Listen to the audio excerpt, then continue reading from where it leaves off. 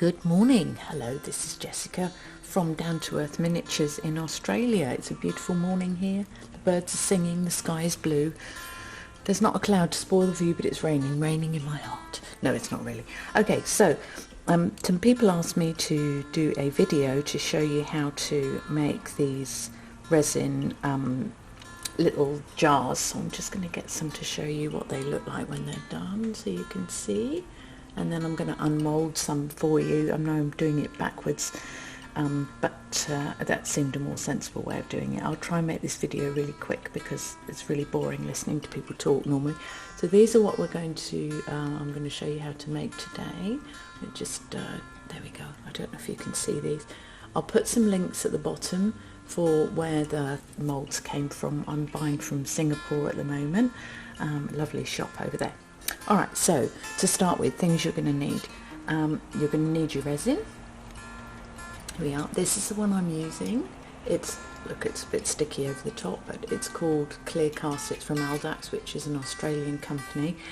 You want a hard epoxy casting resin is what you need to make these. Or I think you can use the there's another one that you put under UV light, but I don't know much about it, so I'm not going to pretend I do because this is the one I use. This is really good for detailed work, I personally think. So this is the resin. Again, there we go. What I also use are these medicine cups, which are so cheap. I think they work out about 3 cents each, so I buy quite a lot of them from medical supply shops. Also, you're going to need a 2mm syringe or 3mm syringe, and I like the ones with the luer lock. I'm going to open it and show you. So the end of it has got a screw on. That's quite important because otherwise they can shoot off. Now, I used to be a nurse, so I'm quite used to working with syringes. Please don't feel anxious because the needle that you're going to use is a blunt needle. So it's pink, it's 18 gauge. Now I'm just going to get it out and show you the needle. So, this is the needle. As you can see, it's blunt on the end, so it's not going to cut you. It's a drawing up needle or blunt-ended needle is what you need. Okay, so then you just put that on the syringe. Let me just see if you can see. There we go. Oh, look. So you just screw it on like that, nice and tight. The next thing I do with the syringe, which I'm going to show you now, top tip, is just clip with a pair of nail clippers. Now hold on to both ends while you do this, and probably wear protective eyewear if you're anything like me, otherwise it will fly off into the unknown. So you just nip the top of it, and the reason I'm doing this, there's 2 reasons. One, this makes the most fabulous metal straw now, which is perfect for your miniatures, so I'll put that to the side, and also it just makes the drawing up needle a bit shorter. You can skip this bit if you don't want to, but it just makes it a little bit easier when you're drawing up. So now I'm just going to use the nail trimmers again to just open it up the middle bit, the bore, because I really don't know if you can see that, but I've just opened it up a little bit so that it's easier to suck things up. So that's my needle ready, and these are my, now from colouring point of view, I use alcohol inks. Now I've got a Stampin' Up one here, and I used to make soap, so I have a soap. I'm not sure if this is alcohol or what it is, but it's used to dye soaps. You don't want to use acrylics when you're making resin because it will, well, you can use them. I use them for some things, but if you want a nice clear look, like an opaque look, clear transparent look rather, can't speak, it's early, then you want to use inks rather than acrylic or anything like that, paints, because they will go sort of give you a thicker look. I'm talking rubbish, I really am, but anyway, off we go. So let's move that to the side. I'm just going to show you the unmoulding of these before I start making the next one, and then I'll carry on. Okay, so these are the moulds that I got, and the link will be below, from a shop in Singapore. So this has been in for 24 hours, and this is, so I'm just unmoulding them. They're really quite easy to unmould. So there we go. I know lots of people have asked about these. So there's the lid for, that one's just a bowl, so let's take all these out.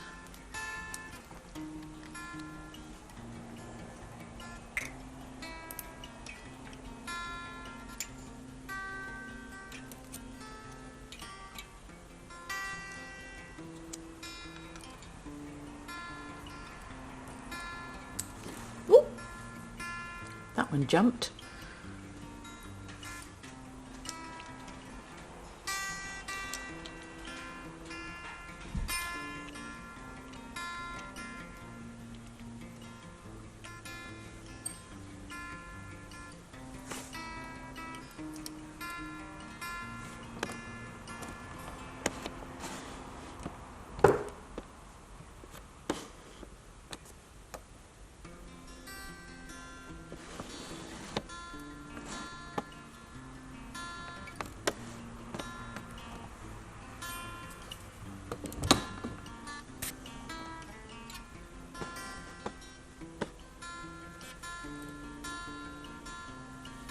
Okay, so now I'm going to pour the resin.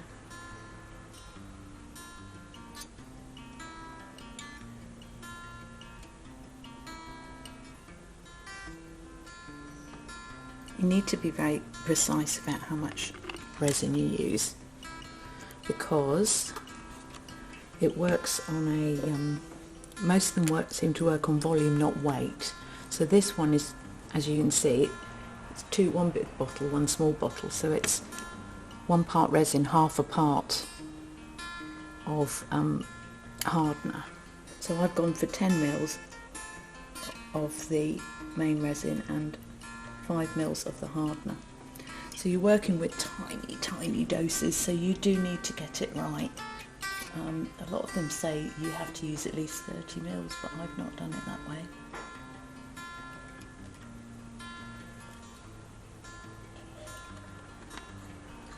So that's my resin poured. I'll put that out of the way now.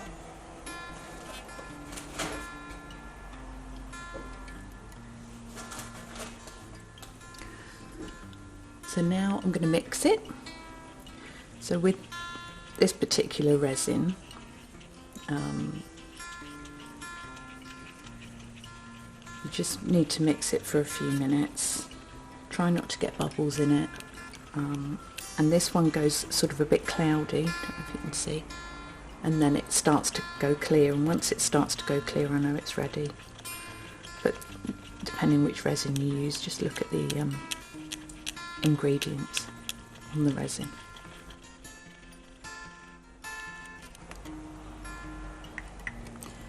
Now I'm going to pour some that I want for the moulds into a different one. I'm going to use this in a minute. So I'm going to pop some of the resin in there and use different cups for the different colours that I want, and really you just have to guess how much you're going to need. These moulds take very little resin, so I'm going to put about, I'll probably put about half of it in there. I have some other moulds hanging around to use up the bits and pieces so that you don't waste it. I know it's not very much, but it's nice not to waste it. So people were asking about colouring. I'm going to go for the pink again for this one. So to work out how much colouring to put in, do it really slowly. So I put a little dot of colour there on my tile. I work on a tile because I do a lot of clay work. There we are. So now I'm going to literally use a stirring stick and pick up a tiny amount of colour. That might even be a bit much because I want to go very pale for this. So this is a red, I think it's called watermelon red. So then I just mix this in, and then you can add to it but you can't take it out, so I really advise extreme caution when using the colours. So you can just about see a real pale pink. I do actually think I need a tiny bit more in there, so I'm just going to literally a scrape of colour off the bottom, otherwise it will be too dark. So that's the colour I want, a nice pale pink. Just give it a good mix in. So now you can see there's a few bubbles in there, but this resin is really, really nice to work with, and I've had some other resins that you get lots of bubbles, but this one's good. So there's my colour. Put that to the side. So now I'm going to use the syringe. If you've not used a syringe before, just give it a little pull in and out, and that will help free up. There's a bit of suction on the bottom. So then you just literally put it into your resin, which you can't see. I'll try and do it left-handed, and then you just draw back the plunger. Now put it right to the bottom of the resin on a slight angle and start drawing it up like this. I'm going to zoom in on this, it won't be pretty. So once you've drawn up your 3 mils, you'll see lots of bubbles going up with it. Please don't worry about those, because as soon as you let go of the plunger, the bubbles really settle down. You will still have a few. I don't know if that's showing up. So there's my syringe full of resin. So put that to the side. Normally I'll wear a mask when I'm doing this, but I'm not, because I thought you wouldn't be able to hear me.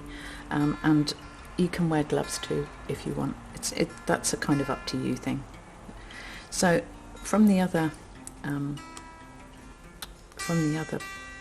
one that I've just unmoulded, there's a few bits to pick off here, so I'll just pick them off so that they don't end up in my new one.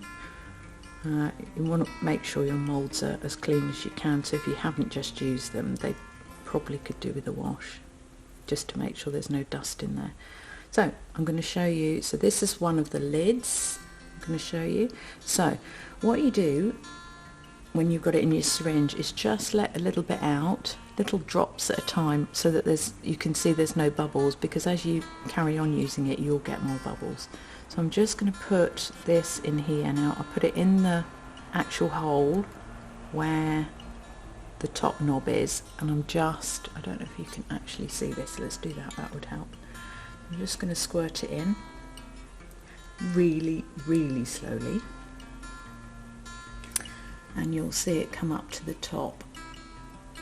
Now the great thing about this is if you've got air bubbles when you're using a syringe, so I can see a tiny one at the bottom which you're just not going to be able to see, but in the lid part there's a tiny one, so I'm going to put the needle into the hole and I'm going to draw it up. I'm just going to suck that air bubble out. It doesn't want to come. Of course it doesn't. There we go. So now I've got that air bubble in the syringe. See, that's clever, isn't it? So now I'm just going to squirt out a little bit more in case there's bubbles in there. I'm just going to refill this and just make sure it's going all around the edge, otherwise you won't get the, so you just sort of squirt it around the edge a little bit. There we go. That's done. Now to check you don't have any bubbles, I have a really powerful light here, and I am going to just look with the light to see if I can see any air bubbles. This is really difficult to do when it's completely clear, but much easier to do when you've got some oh, what's the word I'm looking for? Can't remember. I'll cut that bit out. Alright, okay, so on to this one. Now this is one of the bottoms, and I'm just going to literally put the syringe in the outside of there and just squirt, and as I go round I'm just going to turn it round a little bit as I go, just gently squirting until you see it come and cover this bit of the mould, which is the top bit. Now I'm going to do the thing again with the light, no bubbles. So just carry on until they're all full up. Just keep moving it round, and this isn't going to stab you because it's a nice blunt needle. There's an air bubble in that one, so if you need to, you can suck out your air bubble. There we go.